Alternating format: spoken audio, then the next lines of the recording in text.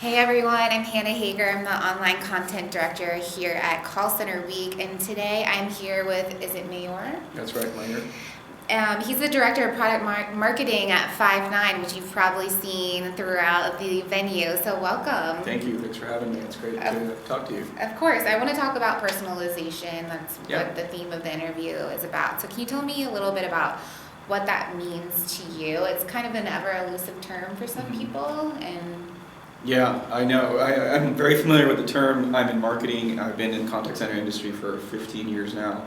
So personalization's been a buzzword for a while, but I don't think it's elusive. I actually think it's very realistic. And I think there are just not enough examples of it being executed very well. okay. So I really think the term captures the vision of the solution, which is people want to feel special either when they're interacting with a business, either in a service or sales capacity, whatever it might be. But it makes a huge difference. It's usually why VIP treatment gets the extra dollars. It really makes a difference. Yeah, absolutely.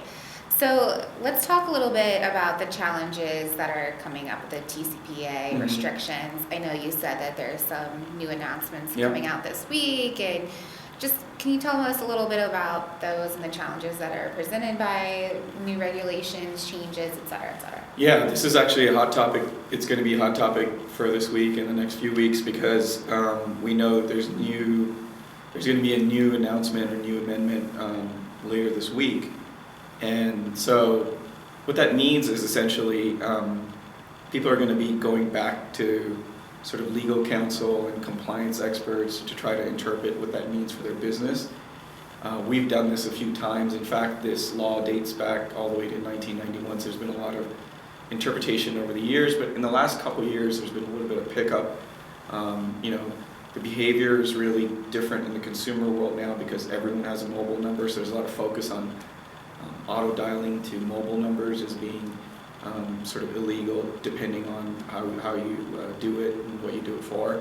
So, Five9, we had a solution that was what we considered sort of valid or compliant until just now where we have to reevaluate when the new rule comes out. So the good thing for Five9 is that we are sort of a provider of the technology.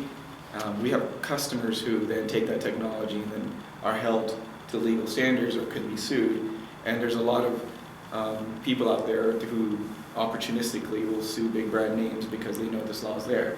So there's a lot of money, there's been a lot of lawsuits, many millions of dollars over the last year especially. So it's important, it's very important for any company that makes outbound calls using automated technology. So from Five9's perspective, I can say that if you asked me a few weeks ago, I would sort of describe the solution we had. Now that we have to reevaluate, I think I sort of take confidence in the fact that we approach it from the perspective of partnering with a lot of compliance and legal experts and then apply a technology solution on top of it. Whereas there's other solutions out there that sort of take a stab at it and they sort of just stand on the sidelines because they don't want to be held responsible because they're a vendor, not the company that's actually making the calls. So we take a very we feel like our skin's in the game. We want to help make sure we take some of the risk out as much as we can. So we take a little bit of time. We take a lot of counsel. We work with partners like Compliance Point and DNC.com and Griffin and others who are in the business of understanding and helping sort of companies be more compliant. This begs the question about the relationship between technology and the actual agents or companies who are implementing it. And I know I didn't discuss this with you beforehand, but I just wanted to know if you could speak to, as a product developer, the symbiotic necessary relationship that people understand the technology that they're using and that they're smart about it. Can you talk a little bit about that? Yeah. I mean, so the topic we were just talking about really it's coming from a legal lens, which is right. Altogether a very different sort of issue because there's money and there's lawsuits. Your question is broader in the sense that it's very important that we understand Your first question about personalization, we not only understand who the customer is, but we understand who the front line is for the person answering that question or talking to that customer. We spent a lot of time in this industry over the last few years talking about customer experience and customer satisfaction. I think Five9's taken a unique sort of perspective with our latest release called Freedom Release, focusing on the agent, helping the agent. There's also lots and lots of tools that we have and others have created over the years that help administrators and supervisors and really ultimately managers so they can see reports and see how efficient everything's running and get buy-off from management and run the operation. But we believe that there's unfortunately very little been done and there needs to be a lot more done to actually help agents. So this literally means the multiple screens that they're having to use, being provided part of the conversation and not having the autonomy to actually finish the conversation. So you can imagine sometimes talking to an agent and they really don't have the authority or the power to actually do anything about what you're asking. They have to transfer you, they have to ask a supervisor. So we're trying to really focus on agent empowerment, making the technology not only much more intuitive and easier to use so that the complexity doesn't get in the way, but also enabling them to close the loop, giving them all the information that they can use, and allowing contact centers to trust them, to give them the power to say, look, I have the authority or I have the information, I can answer your question. And another big buzzword that's been around our industry, just like personalization for a long time, is first call or first contact resolution, which is let that agent finish that. The customers really respond to that really well because they know that if you're transferring them because you're asking them about a question that had to do with some history or maybe an email and now you're talking to them on the phone, it's all confusing. You feel like you're talking to different companies sometimes, and you get the sense very quickly that that agent doesn't really work very tightly and bound in that organization, doesn't really know much, or is not connected. And as much as we get irritated and mad sometimes at those agents, you can relate to sort of not having the information. And I feel bad for a lot of them because they're not empowered. Absolutely. So that's where we feel Five9's taken a very strong stance, especially with their new release, to focus on creating a very simple, less is more, empowered application that gives them what they need at the moment that they're talking to a customer. So can you talk to me about what constitutes an ATDS and how you foresee the ruling affecting that, all of these good things, and maybe tie that into the personalization that you were talking about before by closing the loop and empowering agents? So ATDS is something that lawyers and compliance experts spend a lot of time debating, but ultimately it doesn't really matter because most of these lawsuits are settled. They don't go to court. So the only real issue is understanding the latest language, which we'll find out soon, which will then shed light on where we're drawing the line.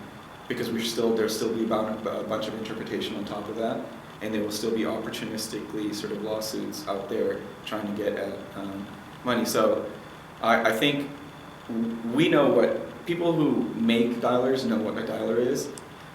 People who are making the laws don't necessarily know. They know, and sometimes their intentions are misplaced because they know that they're trying to protect consumers from getting telemarketed or from getting bothered at the wrong time of day or bombarded.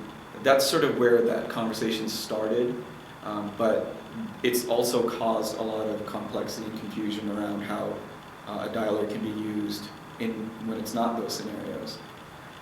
So then it gets into someone in politics or someone who's got a law degree trying to define an ATDS, which is a very different thing.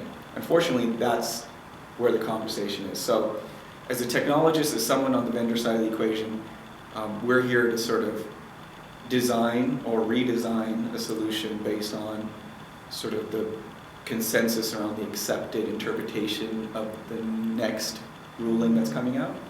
So we Dialers have existed for a long time. Dialers continue to exist for support and service reasons. They will continue to do that. But for sales and for mobile numbers, they're going through a little bit of scrutiny, well-intended, but again, it really doesn't matter. Maybe misdirected, well-intended, but maybe misdirected. Yeah, and it doesn't really matter what the vendors or the compliance experts think it means. It's really the laws and the court rulings and lawsuits are kind of setting the bar. Yeah, absolutely. Will you provide an example of how Five9 has grown confidence in calling mobile numbers, and maybe again how that has empowered agents and confidence and productivity overall? Right. No, that's a great question. In fact, we have a customer here who was on the panel with me yesterday. His name is Fran Haas from American Support, who's an outsourcer who represents a lot of big brands, who does a lot of outbound dialing, who's now, again, being asked by his legal team and his client's legal team to reassess based on recent announcements. That's where we get our confidence. So we have been selected by providers and brands to sort of to uphold what they believe is a solution that stands the test of the. So our confidence is not just we went through the effort of building something that we believe is compliant, has been audited. Our confidence ultimately comes from someone like American Support, who is then held to those things, and they are really the ones that are liable in this. And so they work with us closely. We partner with them. We partner with others in the compliance business. So you can imagine the biggest companies out there have the most to lose are going to be the ones that are slightly more conservative. Right. So it might take a little bit more time to get back that confidence. But we went through this a couple years ago. Again, October 2013, everyone kind of had the same panic mode. It was all about getting prior written consent if you're going to dial a mobile number, and what that means, and how are you then held responsible for that? How do you keep those records? And technology provided a role in creating a solution. Again, I think it will be a few weeks, a few months, maybe we'll assess. There might be a bit of recoiling. But I think we'll get through it, because I think ultimately we get our confidence from the fact that still to this day, with all this legal, it's really been over 10 years, probably 15 or 20 years, where there's been a scrutiny on automated dialing. Right. And the market has consistently been sort of hammered, if you will. The inbound side of the contact center industry is still growing, but the outbound side has taken this sort of legal tangent, if you will, and has really affected the numbers in terms of market growth. So, but it's still there. It's still, for better or for worse, it still is a big part of the contact center economy. And when you really get down to it, it's a lot of jobs. Exactly. There's a lot of contact centers in the U.S. that hire a lot of folks that call. So it could have a big effect. But again, we have to sort of wait to see what the rules are again, and we get our confidence from customers who trust us.